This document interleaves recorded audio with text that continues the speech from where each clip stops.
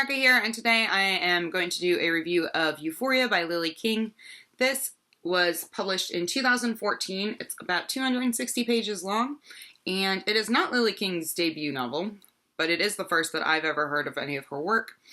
And ironically, when I was looking into her, I found out that she actually received her bachelor's degree from the same university in the same exact program that I attended. So that's kind of cool.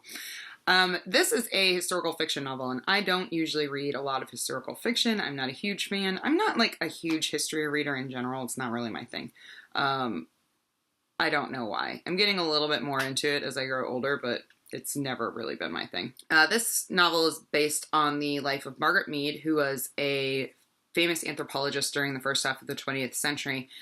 She published a lot of work on sexual culture in tribes in the South Pacific and Southeast Asia, and her work was quite groundbreaking, especially for a woman at the time. So I was really intrigued by Margaret Mead as a historical figure and decided to pick this up. I was also, not going to lie, super attracted to the cover, which is beautiful. I had been eyeing this book for a long time, and I'm really glad that I finally picked it up.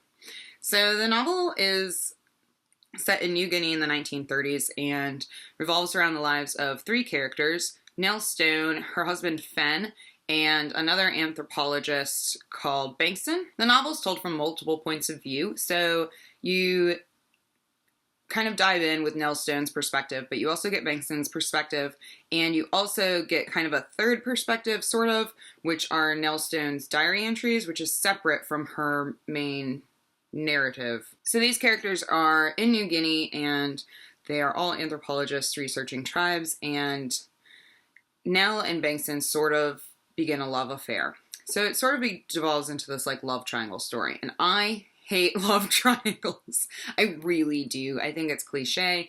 I think that the like tormented, angsty thing that happens where it's like, oh, do I choose him or do I choose him?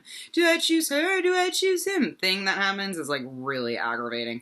But I thought that this was very tactfully done. It's very understated. You know, it's not like this tormented love affair kind of deal. So I appreciated that. I was really worried about that going into this. I was ready to hate it, but I was actually quite surprised. I like the story a lot. I gave it 4 stars. I read it probably about 3 weeks ago, and I'm still thinking about it.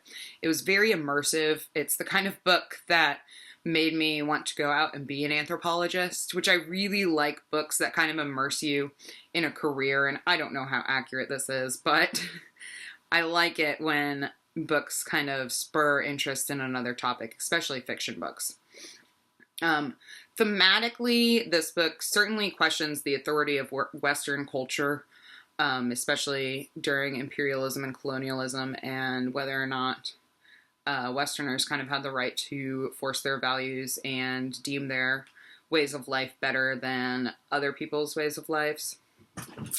And it also deals with women's issues in the 1930s. Fen, the husband, is a little bit of a violent and dismissive and abusive character, and not in a harsh way where I would say, like, you might not want to read this. I didn't find that to be the problem at all. It's not very graphic or anything, but more, I find him to be a very emotionally abusive character, and you kind of get to see the effects of that on Nell and her thoughts on the situation, which I appreciated.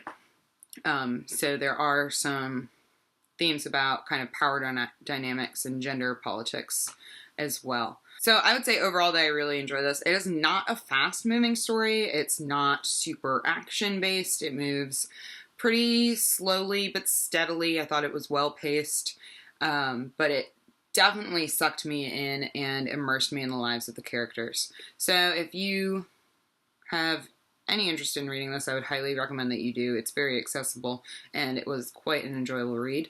If you've read it and would like to talk about it in the comments, let's do that. And if you have any questions, I would be happy to answer them, and I will see you all next time. Bye!